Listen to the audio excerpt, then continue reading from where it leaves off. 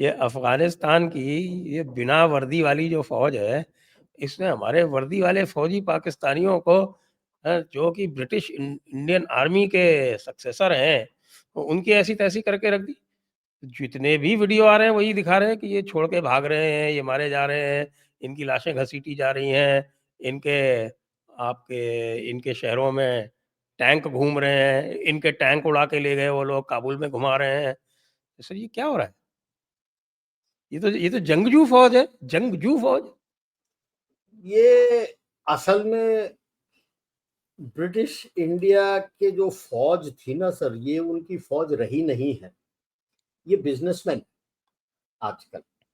क्योंकि जब से इन्होंने फौजी फाउंडेशन खड़ा करके हर फौजी को ऑल रैंक्स फ्रॉम वोम टू टोम लुक आफ्टर करते हैं। आप अगर आप मेरे खिलाफ नहीं हो तो ठीक है, जब भी रिटायर हो जाओ आप मेरी कंपनी को ज्वाइन कर लेना। और फौजी foundation and other such foundations, army, navy, air force का, आर्मी का सबसे बड़ा है, पाकिस्तान का रिचेस्ट बिजनेस कॉन्ग्लोमरेट फौजी इन द फाउंडेशन। सेंस जो भी सेक्टर आप ले लो, इवन एजुकेशन, मेडिकल, सब ये रन करते हैं। जब यहां से पैसे लूट रहे हैं लोगों से, लड़ाई क्यों करेंगे? लड़ेंगे कैसे? इन्हें शुरू का ओपनिंग सैल्वो कर देते हैं, उसके बाद जब कुटाई शुरू होती है तो भागते हैं। ये तो हर लड़ाई में देखा है हमने। So that is their problem.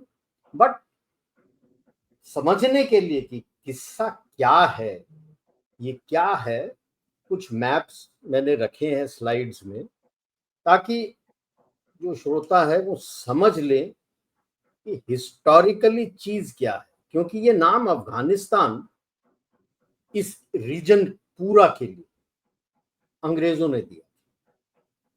Baburnama में जो नाम आता है वो केवल पेशावर काबुल का इलाका है, अफगानिस्तान के बारे में जब बात करता है, बाकी नहीं। तो मैप से मैं समझा दूंगा, if could upload the maps. जी। हाँ, तो जो लास्ट लाइन है, can history be change with a line, ये लाइन है ड्यूरेंट लाइन की जो ड्यूरेंट बात है। लाइन। तो जरा हिस्ट्री देखें कि जब हम, ज्यादा नहीं, हम मुगलों के टाइम पे जाते हैं। एसेंशली जो इलाका हम अफगानिस्तान कहते हैं, इसमें चार आप खानेट कह लो, एमिरेट कह लो। एक इलाका था काबुल का, एक कंधार का, एक बल्ख और एक हेरात। ये चार हिस्से होते थे इनके।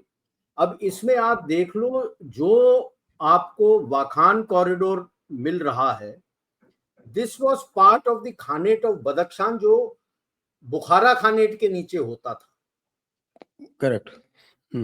जो इसे, अब बुखारा खानेट ताजिकिस्तान, किर्गिस्तान सब में था, इसीलिए आज के तारीख में आपको वाखान कॉरिडोर में, जो बहुत स्पार्सली पॉपुलेटेड है, बहुत कम पॉपुलेशन है, लेकिन वो किर्गिज है, इसीलिए वो किर्गिज। अब आप देख लो, बेसिक था कि काबुल कांदाहार भारत के हिस्से में आता था हर वक्त, और बल्ख जो है वो बुखारा पे जाता था, और हेरात जो है वो पर्शियन एम्पायर में होता था। Herat was part of that. ये है इस इलाके का एक, मेडिवियल टाइम से ले रहा हूं मैं, और पीछे नहीं जा रहा। और सेंट्रल एशिया के ये होते थे। अब आप देख लो, इसीलिए कहता है वो किंगडम्स ऑफ अफगानिस्तान, आज के तारीख में समझाने के लिए, क्योंकि अफगानिस्तान नाम कभी था नहीं। आपका काबुल, कांदाहार, बल्ख और हेरात। और ये हमारा ब्रिटिश इंडिया था। बदख्शान खानेट जो था ये बुखारा के साथ था, खोकंद, खीवा। बाकियों इन इलाकों पे अपने रशियंस ने कब्जा कर लिया था तब, उस वक्त ये था।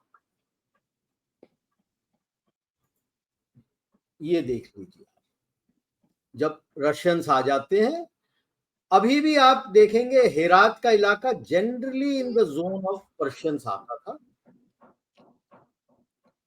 अब अंग्रेज आ गए, ये डर गए, ग्रेट गेम। जब एक्चुअली जब ज़ारिस्ट एम्पायर ये खीवा खोकंद और बुखारा खानेट्स को कब्जा करने लगा, तब इनको डर लगा। दे रिकॉग्नाइज दोस्त मोहम्मद, अफगानिस्तान नाम दे दिया, ऊपर जैसे मैंने बोला वो पतला सा वाखान कॉरिडोर दे दिया ताकि बफर हो जाए रशियन एम्पायर और अपना ब्रिटिश एम्पायर के बीच, बफर स्टेट बनाया था। इसीलिए वो किताब भी लिखी गई थी, ग्रेट गेम, एलेक्जेंडर बर्न्स वगैरह को अंदर ये वो सारा था। तो ये जो आप और ग्राउंड इसीलिए इफ आई मे इंटरप्ट, इस वक्त जो वो मुत्ताकी साहब बैठे हुए हैं भारत में, तो उसको ये बताया जा रहा है कि द न्यू ग्रेट गेम, जिसमें इंडिया भी शामिल कोई ग्रेट गेम 3.0 कह रहा है, राइट। क्यों मैं कह रहा हूं कि ये यहाँ पे अभी गेम यूएस भी जुड़ा हुआ है, क्योंकि यूएस ने ऑब्जेक्ट नहीं किया जब, otherwise he is a proscribed bye UN, movement नहीं कर सकता बाहर, परमिशन इंडिया और रशिया ने मांगा और यूएन सिक्योरिटी काउंसिल ने दे दिया, किसी ने ऑब्जेक्ट नहीं किया, चाइना ने भी ऑब्जेक्ट नहीं किया, ये पाकिस्तान को याद रखना चाहिए। P5 किसी ने ऑब्जेक्ट नहीं किया, रशिया होके आपके पास आया सबके सहमति से, P5 के सहमति से आया है। और ये जो ब्राउन पैच है, this is the broad area of Pashtuns. अब आप देख लो कितना इलाका इन्होंने पश्तून्स का अपने ब्रिटिश इंडिया में लाके ये डोरैंड लाइन बना दिया। हाँ, बल्कि पश्तून जो है अबाउट 55% पश्तून तो आज पाकिस्तान में है। पाकिस्तान में है, ठीक है ना सर। सो अब लेते हैं इनके क्लैशेस। ये जो इलाके रेड लाइन में आने, वर्चुअली दी एंटायर लेंथ कहीं ना कहीं इनकी आग लगी हुई है। प्रॉब्लम है 2600 किलोमीटर है, पहाड़ी इलाका है, इतने फौज उन्होंने डाले नहीं है क्योंकि आप भारत को छेड़ रहे थे, पोरस बॉर्डर है, 2 क्रॉसिंग पॉइंट थे जहां पे ट्रेड रूट होता था, एक चमन और तोरखाम। चमन तो बीएलए ने बंद कर दिया, तोरखाम अब आपने बंद कर दिया। तो मतलब खुला मैदान है। बेसिकली पाकिस्तान को खुंदक है कि आप टीटीपी को कंट्रोल नहीं कर रहे। तालिबान तो ड्यूरेंड लाइन कभी एक्सेप्ट ही नहीं किया, जब आपके पास बैठे थे रेफ्यूजीज तब नहीं एक्सेप्ट किया, तो अब कैसे ले लिया आपने कि एक्सेप्ट कर लेगा। यानी just look at what Imran Khan stated 21 अगस्त 2021 जब यूएस भाग के गया कि भाई Afghanistan has broken the shackles of slavery, और अपने फैज अहमद साहब को भेजा हुआ था वहां पे to help in formation of government. कर लिया, तसल्ली हो गई, रात आ गया, अब ऐसे जूते पड़ रहे हैं। शुरू होता है 2 अक्टूबर को, पाकिस्तान काबुल को टारगेट करता है। अब पाकिस्तान सोचता है कि हम भारत या इजराइल टाइप फौज है, हम भी कर सकते हैं। On paper they were suppose to be targeting the head of TTP, hit कहीं और गया, बच्चे और औरतें मरे, बंदे को कुछ नहीं हुआ। अब गुस्सा तो आएगा यार, काबुल हिट किया आपने, तो 4 तारीख से ये लड़ाई यहां शुरू हो गई ड्यूरेंड लाइन के ऊपर, क्लेम काउंटर क्लेम। अब पाकिस्तान जितना भी क्लेम कर ले, प्रूफ, कोई प्रूफ है नहीं कि हमने ये मार दिया, कहता हमने उनके टैंक उड़ा दिए, ये कर दिया, वो कर दिया, तो दिखा देना। वहां तो तालिबान तो सारा दिखा रहे हैं, वो पकड़े हुए हैं, उनको खींच के ले जा रहे हैं, टैंक के घुमा रहे हैं, मतलब कुटाई हो रही है। और आई एम नॉट सरप्राइज, क्योंकि पाक आर्मी इंप्लोड हो रहा है इस इलाके में। जितने ट्रूप्स उसके सिंध से हैं, बलूचिस्तान से हैं, केपी से हैं, पठान नदर्न एरिया से हैं, गिलगिट बाल्टिस्तान से, उन्होंने लड़ने से साफ मना कर दिया।